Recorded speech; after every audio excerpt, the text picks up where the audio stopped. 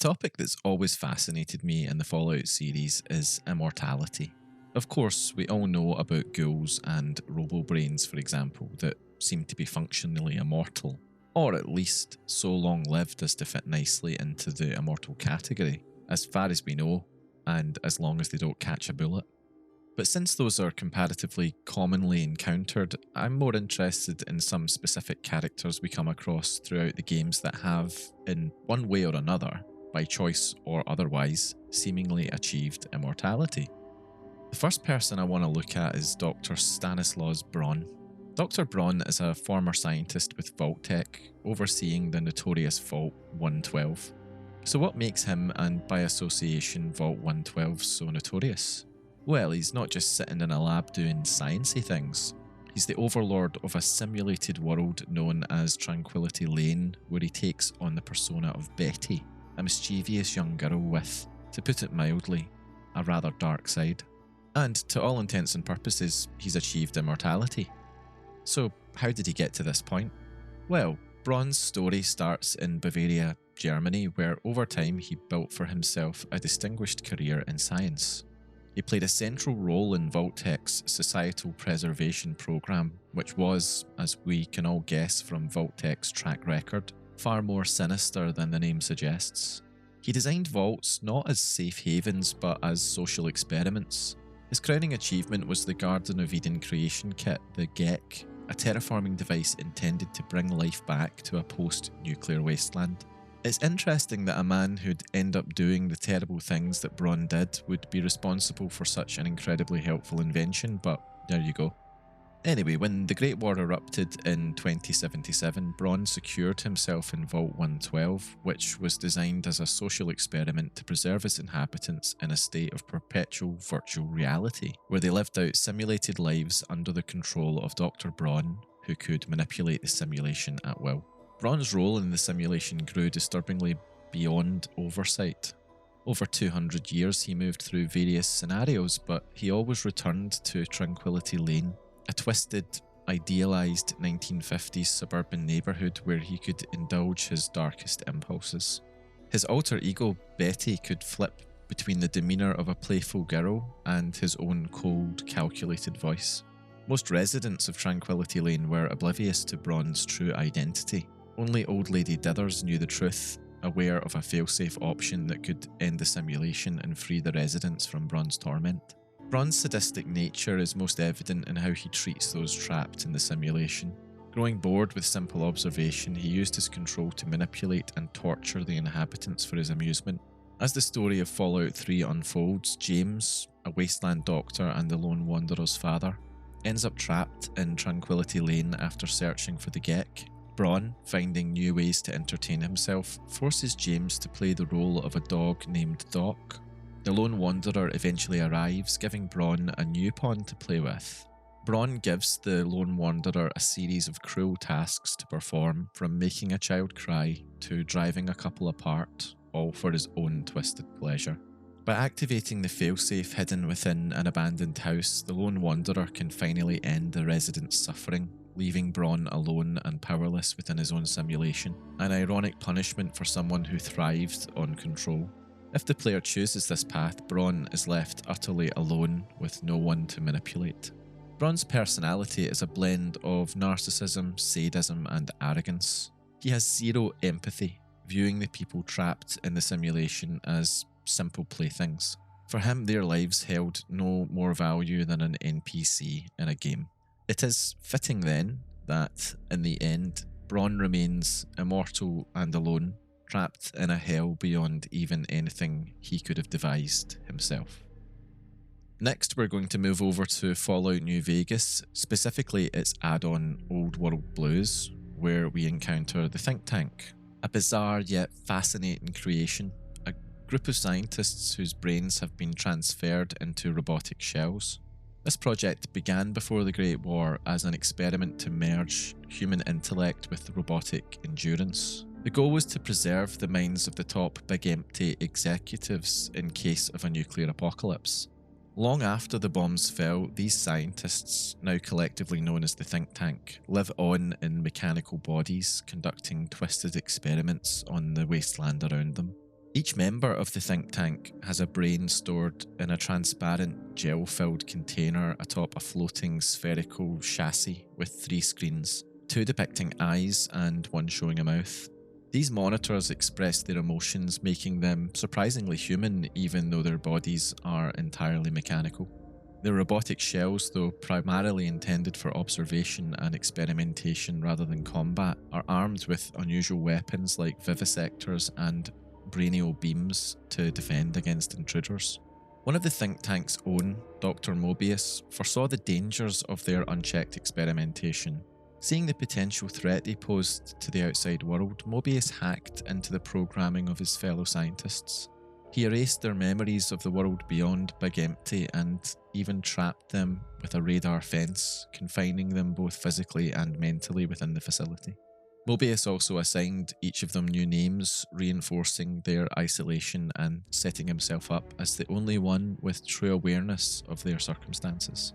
The think tank members each have their quirks and distinct personalities, influenced by their previous lives as scientists. Despite the changes, they retain memories and emotions, unlike most other robotic entities in the wasteland. In the end, the think tank, in their self-imposed immortality, are suspended between human intellect and robotic detachment. Ultimately, they're pretty emblematic of the overarching message of Old World Blues, trapped by their own hubris in a perpetual loop of experimentation and existential isolation. Sticking with New Vegas, we'll move on next to Robert House, known to most simply as Mr. House. Born in 2020, he's one of the most enigmatic figures in the New Vegas wasteland, running New Vegas as its de facto ruler. His influence extends far beyond the city, with interests spanning technology, security, and control of the region's resources. A pre-war industrialist, House's journey from visionary tech mogul to an effectively immortal overseer of New Vegas is absolutely in character for a man who anticipated and prepared for the apocalypse long before it came.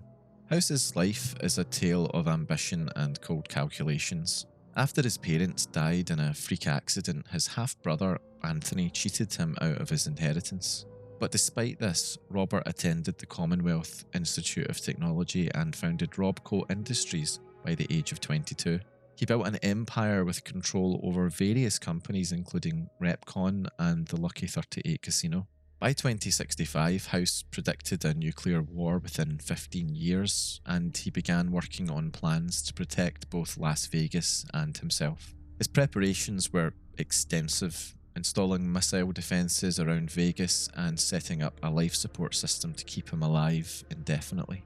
When the Great War finally came in 2077, Mr. House's defences were almost flawless. Though he managed to neutralise the majority of incoming warheads, a few still struck nearby, causing some collateral damage. This attack damaged his systems, nearly ending his life. After a period of unconsciousness, House awoke and found New Vegas surrounded by a wasteland. He waited, patient and methodical, until 2274, when he emerged and reasserted his rule. He recruited 3 raider tribes and transformed them into the 3 families who now control New Vegas under his rule. House's grand vision for New Vegas is one of rebirth, a city-state restored to its former pre-war glory. His influence remains largely unseen but absolute, from his Securitron guards to his command of the Lucky 38. Though he despises democracy and dismisses other factions as relics of a bygone era, House sees himself as a benevolent autocrat steering humanity toward a prosperous future. He values technological progress, commerce, and an orderly society where, in his view, the strong rule. To him, both the NCR and Caesar's Legion are flawed revivals of failed ideals. The NCR, with its bureaucracy and consumerism, and the Legion's brutal regime, both represent past mistakes rather than pathways to progress. Yet, he tolerates the NCR for its economic advantages, even seeing potential in a controlled partnership.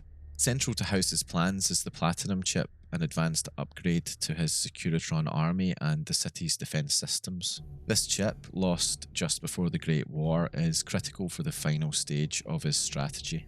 In 2281, he hires a courier who happens to be you, the player, to bring the chip to him. However, Benny, the leader of the chairmen, intercepts the courier and attempts to seize power for himself. The courier's survival and eventual pursuit of the platinum chip sets up a climactic choice: side with House, who believes his plans are humanity's best hope, or pursue other factions with competing visions for the Mojave. Mr. House's personality is as meticulous as his plans. He's aloof, almost mechanical, with little interest in the lives of others beyond their usefulness to him. He values results over sentiment and views his own survival as the key to restoring civilization. His belief in his superiority extends to a certain arrogance. He considers himself the sole hope for a renewed, advanced humanity. Yet, he admires and respects capability, valuing the courier's skills if they choose to help him achieve his goals. House is not interested in dictating personal behaviour, allowing the casinos and families of the Strip some degree of freedom so long as they do not interfere with his ambitions. To me, Robert House embodies the cold pragmatism of an immortal businessman bent on reshaping humanity in his own image. In his ambition, he saw death itself as nothing more than another obstacle to overcome, and, depending on the player's choice, he may well have succeeded. For our next immortal character, we're going all the way back to the start of the series. The Master, once known as Richard Grey, is one of the most formidable antagonists in the entire Fallout series, first introduced in the original Fallout game. Known to his followers as the Holy Flame, Dark God, and Father Hope, the Master is the mutated leader of the Unity, a super mutant faction with a dark vision for humanity. By the time he encounters the Vault Dweller, the Master has transformed into a grotesque amalgamation of various beings and machinery, possessing multiple voices and an unstable psyche.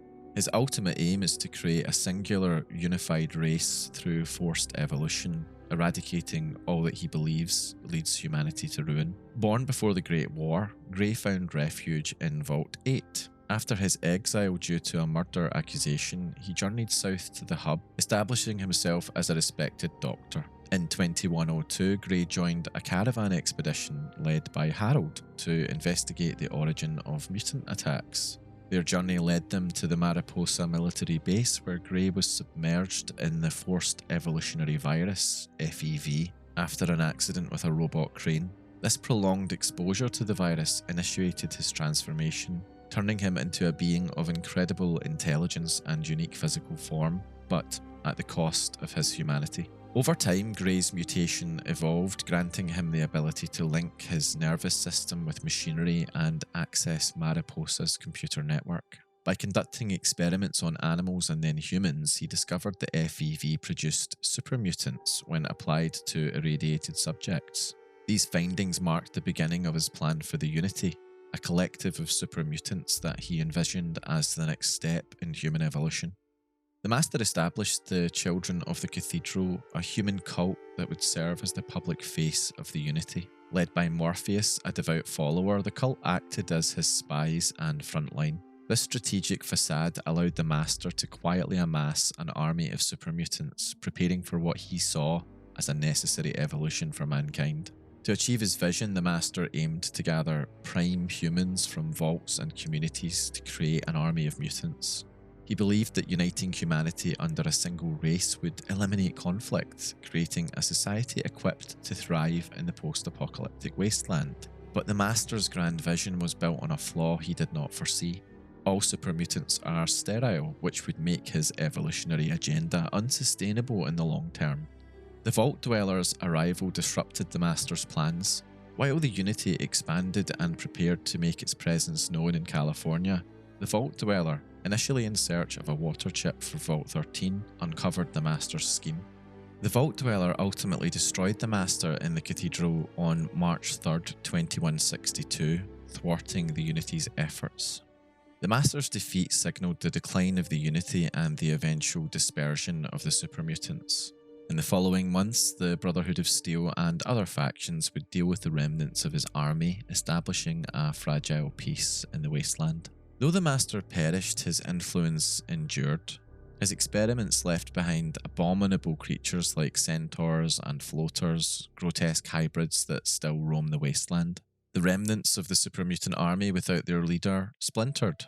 Some, like the peaceful Marcus, sought coexistence with humans, founding settlements like Broken Hills and Jacobstown. Others, like the Nightkin Tabitha, created secluded communities such as the state of Utobitha. Would the Master have lived forever if left unchecked? We know that FEV makes super mutants functionally immortal, and it would seem the Master had the same advantages. For this reason, he absolutely deserves to be mentioned here. Hopping over to Fallout 4 and the Nuka-World DLC, we're going to look at John-Caleb Bradberton. The visionary behind Nuka-Cola, Bradberton is actually one of the Fallout series' most complex figures, a genius whose ambition ultimately sealed his own tragic fate. Known primarily as the creator of the beloved Nuka-Cola, Bradberton was both a celebrated chemist and an ambitious entrepreneur who transformed a simple formula into a cultural phenomenon. From the early days of Nuka-Cola's launch in 2042 to the creation of the elaborate Nuka-World theme park, Bradberton's innovations defined pre-war America's consumer culture. However, his quest for immortality led him down a darker path, culminating in an existence that he eventually saw as a prison rather than a triumph. Bradberton first developed Nuka-Cola in 2042 with the help of his beverageers, a team of chemists who refined the formula. Within 2 years, Nuka-Cola became the top soft drink in America, leading to unprecedented success for Bradberton and his brand. Inspired by his love for his creation and the joy it brought to people, Bradberton dreamt of an entire park where visitors could immerse themselves in the Nuka-Cola experience. This vision became a reality in 2050 when Nuka-World opened with its first areas, Nukatown, USA and Kiddie Kingdom.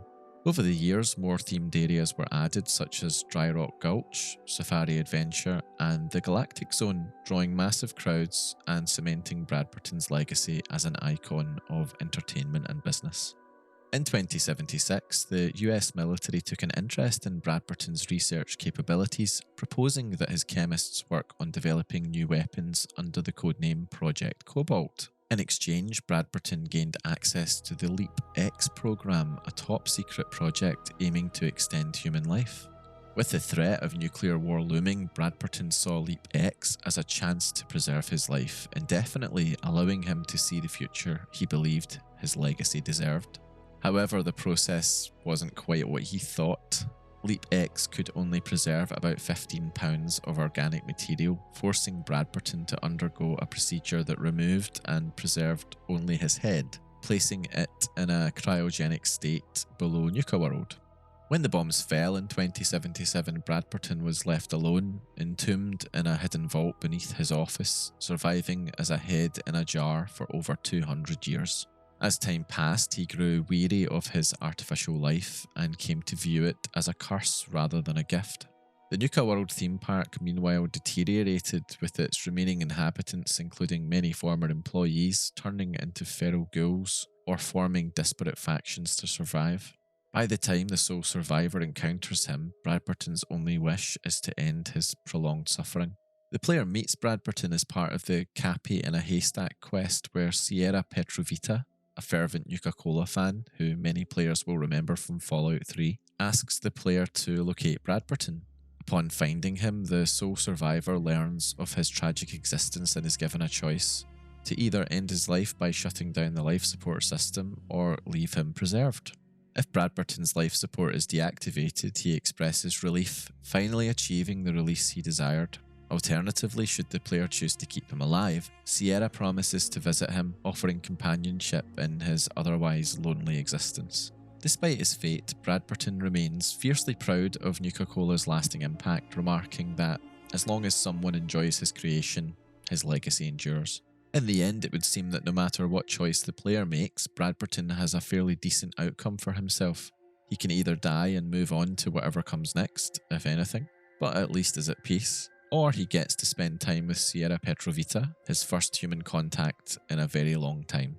Will he live forever? I reckon so, but only time will tell.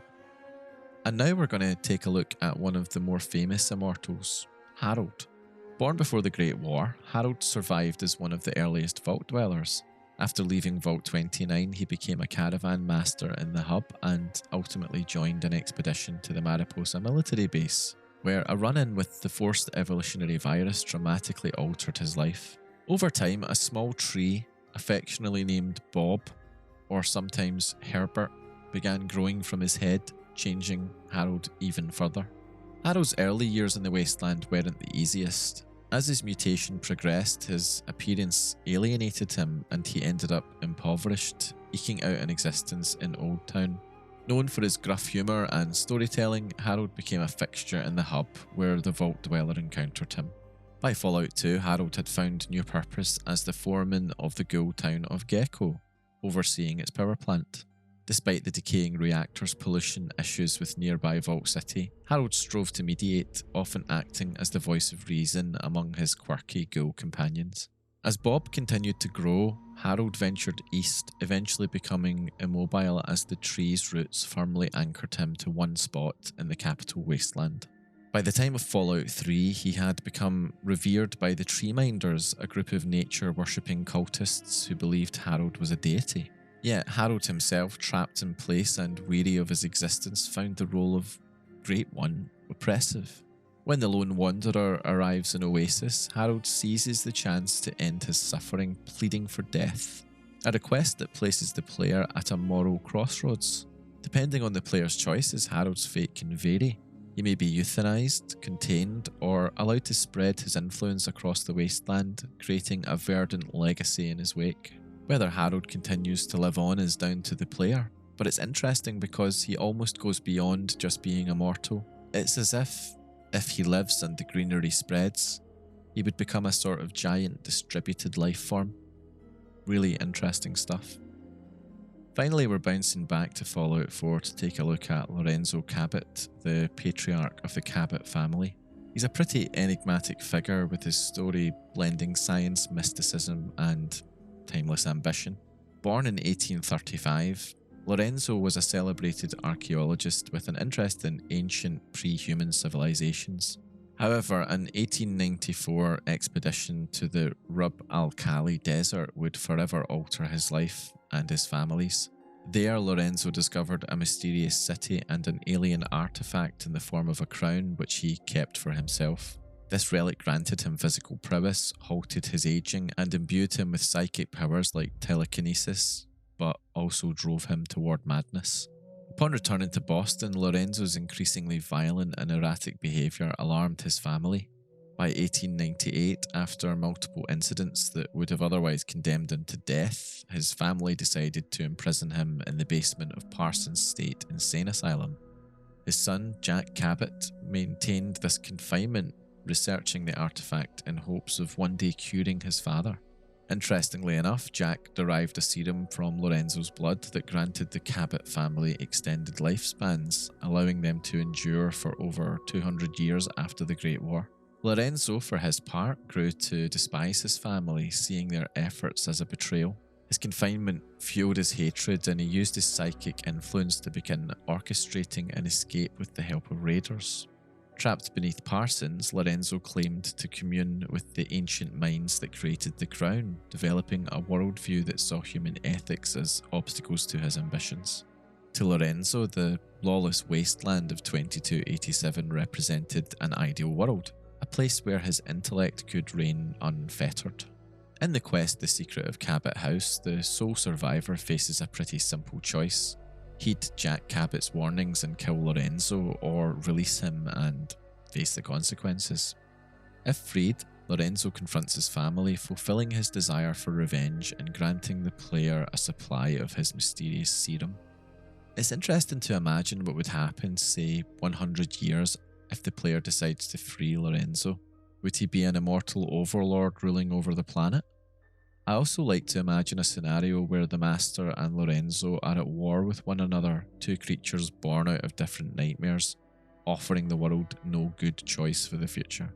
But anyway, those are the chosen immortals I wanted to talk about, as I find them really interesting. Are there any others that you'd like to see discussed? Let me know below. Once again, as ever, thanks for watching and see you next time.